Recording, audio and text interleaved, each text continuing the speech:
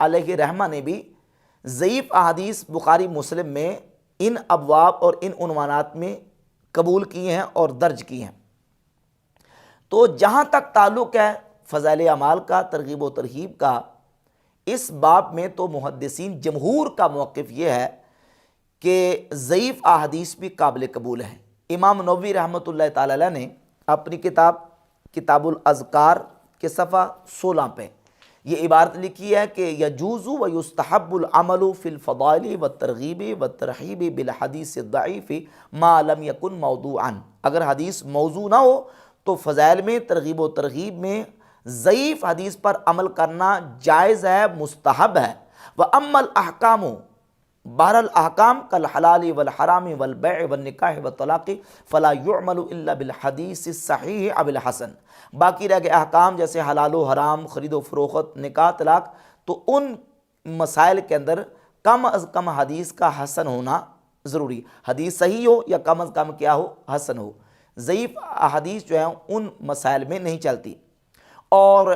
ضعیف احادیث احکام کے باب میں تو قبول نہیں ہے، ہاں البتہ بعض صورتیں ایسی ہیں کہ احکام کے باب میں بھی ضعیف احادیث کو محدثین نے قبول کیا ہے۔ ہم صحیح بخاری سے اس کا آغاز کرتے ہیں۔ صحیح بخاری کے اندر امام بخاری رحمۃ اللہ علیہ نے 2750 نمبر حدیث سے اوپر تعلیقاً ایک حدیث بیان کی ہے کہ رسول اللہ صلی اللہ علیہ وآلہ وسلم نے ایک فیصلہ فرمایا۔ عبارت یہ ہے کہ ان نبی صلی اللہ علیہ وآلہ وسلم قضا بالدین قبل الوصیہ، نبی کریم علیہ السلام نے وصیت سے پہلے قرضہ ادا کرنے کا حکم دیا۔ یعنی ایک شخص وہ فوت ہو گیا اور اس نے وصیت بھی کی تھی اور قرضہ بھی دینا تھا۔ اب اس کے ترکے میں سے پہلے وصیت جاری کی جائے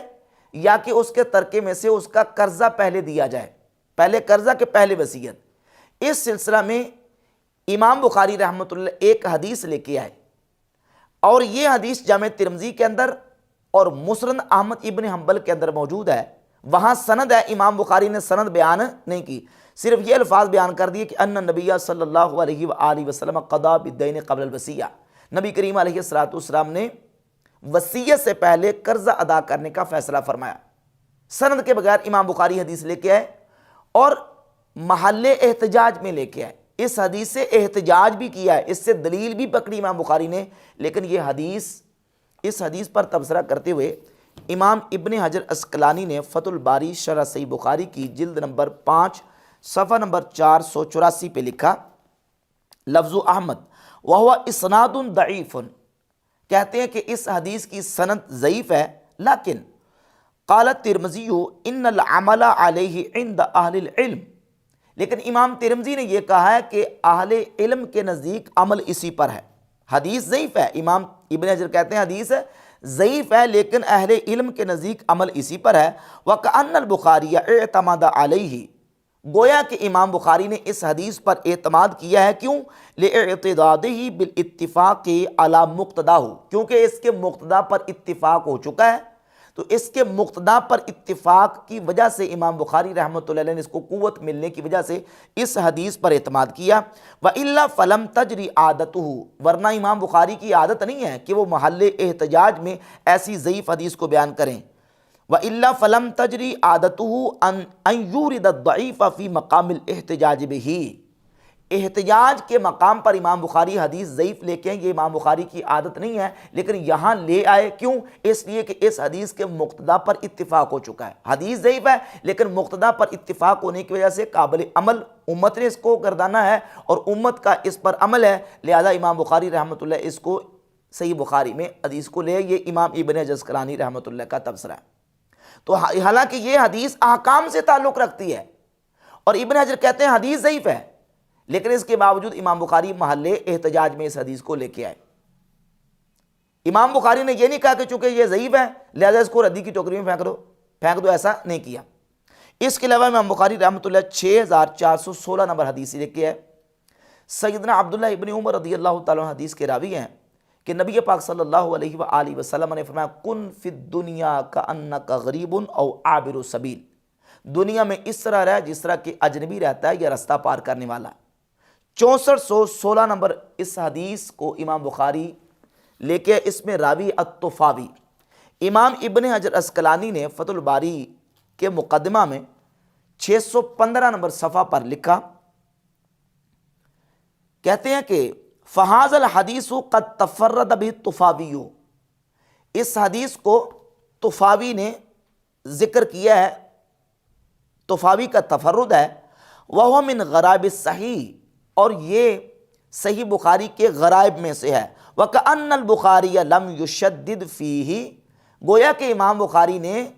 اس روایت میں تشدد نہیں برتا بلکہ تسہل سے کام لیا، لِكَوْنِهِ من احادیث الترغیب والترہیب، کیونکہ یہ طفاوی کی یہ حدیث ترغیب و ترہیب کے باب میں تھی، یعنی رغبت دلانا، کسی کو ترغیب دینا،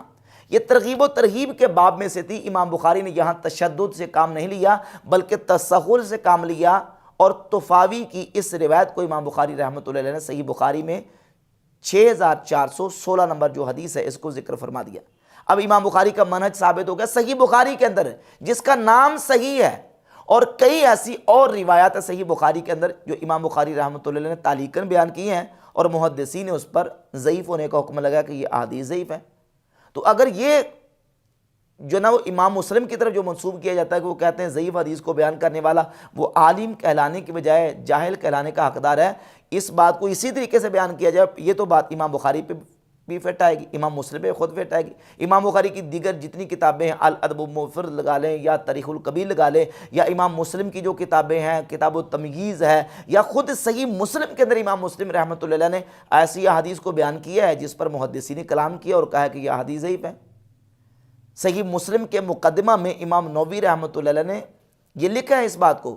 کہ امام مسلم رحمۃ اللہ علیہ اگرچہ اپنی کتاب کا نام صحیح رکھ رہے ہیں لیکن اس کے باوجود وہ ضعیف احادیث لے کے ہیں اور اس کی مختلف توجیحات بیان کی ہیں۔ ایک توجیح یہ بیان کی ہے کہ امام مسلم رحمۃ اللہ علیہ نے اصالتاً جو حدیث بیان کی ہے اس میں صحت کا التزام کیا ہے، لیکن جو مطابعات و شواہد میں احادیث بیان کی ہیں اس میں صحت کا التزام نہیں کیا، بلکہ وہ ضعیف سندوں کے ساتھ بھی امام مسلم رحمۃ اللہ علیہ اپنی صحیح مسلم میں لے کے ہے۔ اس کے علاوہ جامع ترمذی کے اندر امام ترمذی رحمۃ اللہ علیہ نے درجنوں احادیث بیان کی ہیں کہ حدیث کو بیان کرتے ہیں اور کہتے ہیں یہ حدیث ضعیف ہے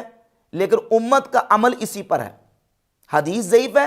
امت کا عمل اسی پر ہے، اہل علم کا عمل اسی پر ہے۔ ان میں سے میں آپ کے سامنے صرف نمبر احادیث کے بتاتا ہوں، یہ میرے پاس دار و احیاء تراث العربی بیروت لبنان سے جو نسخہ ہے اس کے حوالہ جات میں نے جمع کیے ہیں۔ حدیث نمبر 188 جامع ترمذی میں امام ترمذی کہتے ہیں حدیث ضعیف ہے لیکن امت کا عمل اسی پر ہے۔ 261 411 509 638 914 915 1191 1399 1467 2109 2122 2094 کتنی احادیث ہیں کہ امام ترمذی رحمۃ اللہ علیہ نے احادیث کو بیان کیا، کہا کہ حدیث ضعیف ہے لیکن اہل علم کا عمل اسی پر ہے، حدیث ضعیف ہے لیکن امت کا عمل اسی پر ہے۔ درجنوں احادیث امام ترمذی رحمۃ اللہ علیہ لے کے انہوں نے کیا کیا ہے